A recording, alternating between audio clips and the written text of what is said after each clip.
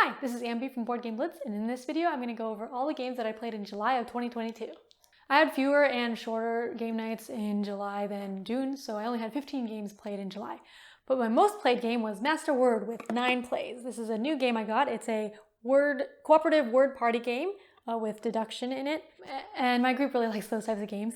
But in the game, there's one person who's the guide trying to guide people to a word, and other people know the category of the word and trying to guess the word.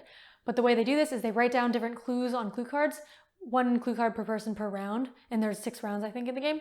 So for example, if the word's a type of animal, then people can write like mammal or has 4 legs or something as the clues.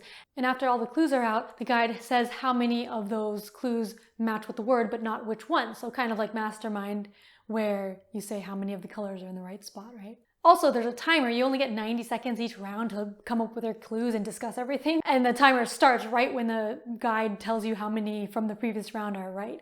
So it's pretty hard to discuss and figure out the combinations. Like it could be this or this, or this or this, and we're not sure which one, and then you have to narrow it down. So it's pretty tough coming up with relevant clues, but it's a lot of fun, and it's really awesome when you finally can get the word. The other game I played a lot was My First Adventure Finding the Dragon with 7 plays. So this is a choose your own adventure book. I talked about it last month because that's when we got it. But it's for toddlers, so I've been playing it with my kids as a bedtime story. It's an intro RPG, so they really love picking out the choices to do. There's little dials that you turn on the book to show which items you get. And they actually have it memorized now, a lot of the items they get, because they do the same thing over and over again. And when they get wounds and stuff, and they're like, I turn it, we get a Band-Aid. And so they like turning the dials to that. And so I've been having a lot of fun reading My First Adventure Finding the Dragon with my kids. Our other go-to word party game is still Cross Clues. We had 5 plays this month. So that is a real-time cooperative word guessing game where you have a grid of words in the row and words in the column, and you're trying to get the other players to guess a certain coordinate like A3 by giving a 1-word clue. And everyone's doing this simultaneously. Each person has a different card with the coordinates, and you're trying to get all the coordinates within a certain time limit. So it's all real time. Everyone's coming up with clues and guessing at the same time. So I like that there's no downtime of like you waiting for someone to come up with a clue, because you're also trying to come up with clues when other people are, and then you're trying to guess while other people are trying to come up with clues and stuff. So it's a lot of fun. It's like a real-time codenames type thing, but all cooperative. We also played more of the Resistance Avalon, 3 plays of that. That is a social deduction game that doesn't have that many roles. Well, we play it with only Merlin and the assassin, so there's the good people and the bad people. The bad people are trying to fail missions, the good people are trying to pass missions, and the bad people know who each other are, and Merlin knows who the bad people are. But if the bad people figure out who Merlin is, then the bad people win. I really like this game. It's my favorite social deduction game, and we actually were playing with the new art from Quest Big Box. I had backed that on Kickstarter because I wanted to try the new Quest game, and I also liked the art, and our old version of the Resistance Avalon is pretty beat up. But we didn't particularly like Quest when we played it, so we're just trying to play Avalon with this big box edition, which is kind of hard because you just have to pick out the pieces from the box that are only related to Avalon, so it takes longer for setup. And then also, I forgot to take pictures of the game, so you can't see, but the colors of the cards are kind of confusing because the icon for the good people is like a yellow circle for like the yes, and then the bad people is a red circle. But then on the cards of the good people, it's blue background, and the cards of the bad people is a yellow background. So then one of the players got the bad person, the yellow background, and it has like the little red circle, but I guess she didn't see that. And so she thought she was a good person because she was looking at the icon of the yellow circle and like, oh, that means good. So that could be a little confusing. We actually ended up giving away our copy of the Quest Avalon Big Box Edition to our friend right after we played it this last week. We still have our original, the Resistance Avalon box, and we're gonna just keep playing with that, even though it's worn. Near the beginning of the month, I played Cryptid a couple times.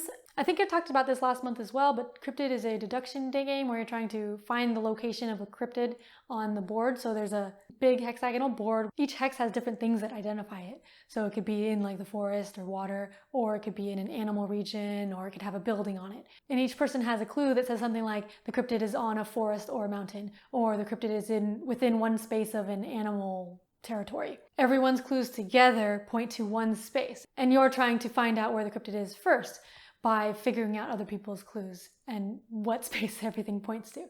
It's cool because there isn't any note taking. You just ask people on your turn if the cryptid can go to this place according to their clue, and then they put down a cube if it cannot, and then a disc if it can. And so the board gets filled with cubes and discs as all of the clues. And so it gets kind of confusing, but it's pretty fun trying to figure out the direction of it. We also played Fuse a couple times. Fuse is a real-time cooperative dice rolling game where you're trying to defuse bombs, but you take out dice from a bag every turn. You take out the dice equal to the number of players and roll them, and each person has to grab one die. If you don't grab a die, you have to roll it, and then people will have to discard the dice. But you have dice, and you put them onto your bomb cards in front of you that have to satisfy certain conditions, and you put them on your bomb cards, and you have to get all of them in order to defuse a bomb. But like, if someone can't take a die and they have to roll it, then you have to put back dice that match that, so then your bomb is less defused. So this is all real time and trying to do it within 10 minutes. And I really love real-time cooperative games, and this is a more simple one. It's just 10 minutes of frantic dice rolling and bomb defusal. Now onto the games we played once. So there's Exit the King, Kidnapped in Fortune City, which is an escape room type game, which is why we can only play it once. But the Exit series is escape room type games. I really like them. They involve like cutting up and ripping and writing on the materials, so they're not even replayable by other people, but I think that makes for a lot of cool puzzles sometimes. And this one had a really cool physical thing I liked. I thought it was more interesting than other recent ones I've played. It involved a mystery of someone getting kidnapped and you're trying to figure it out, so you have to like answer a question at the end. So that was pretty neat. We also played one play of The Adventures of Robin Hood.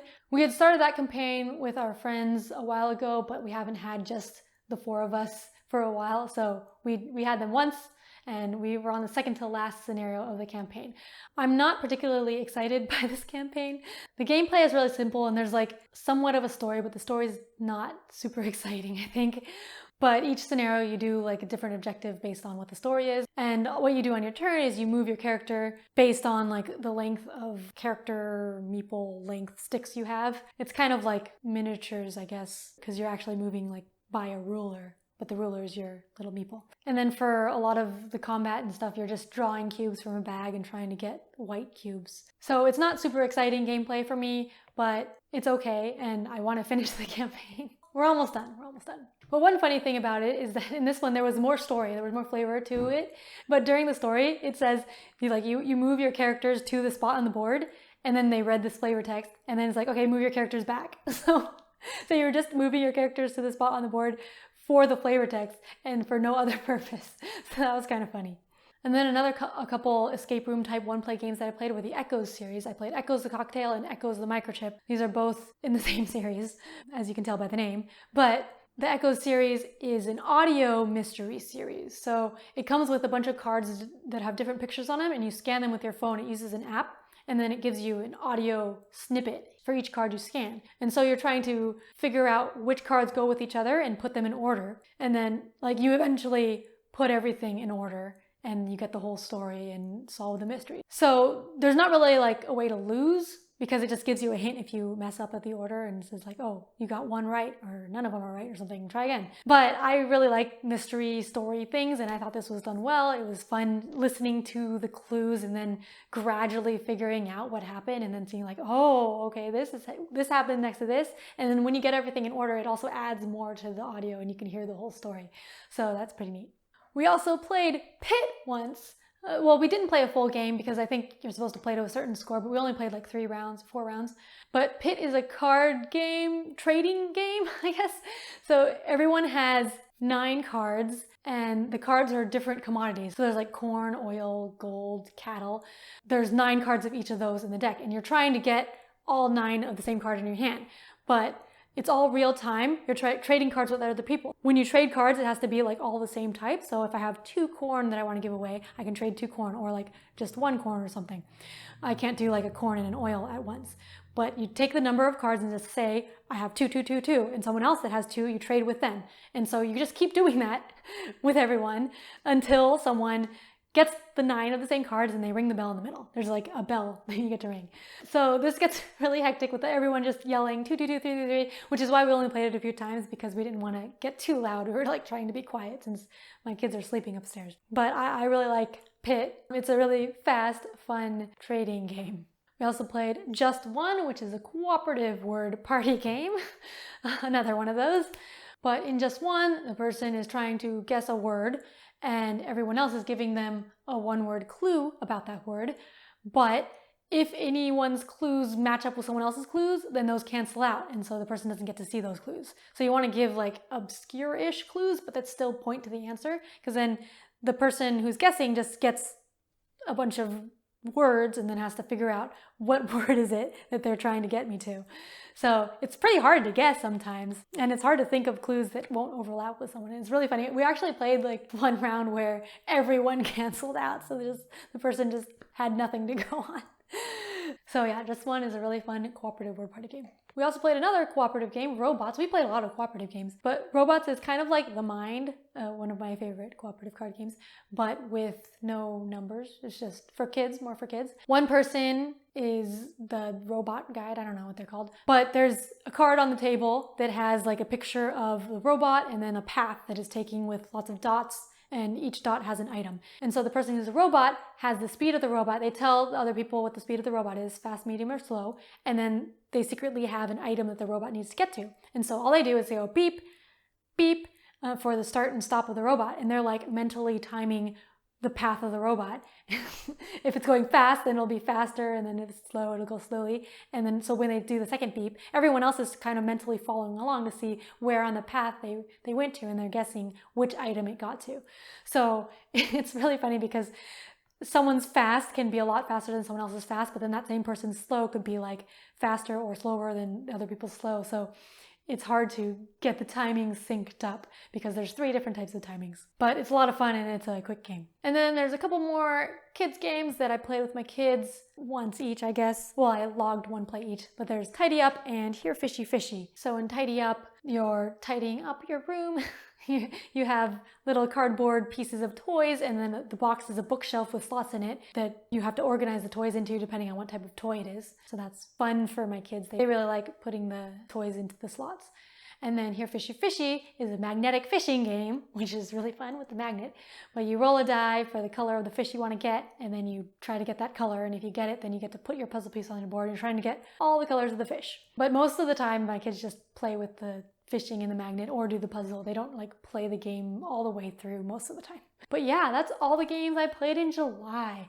Which is your favorite? Or which are you interested in? Let me know in the comments, and let me know what you played in July. And if you want to know more about some of the games that I also played in June, check out this video because I did mention that I talked about it in the last video. But if you haven't seen it, it's here.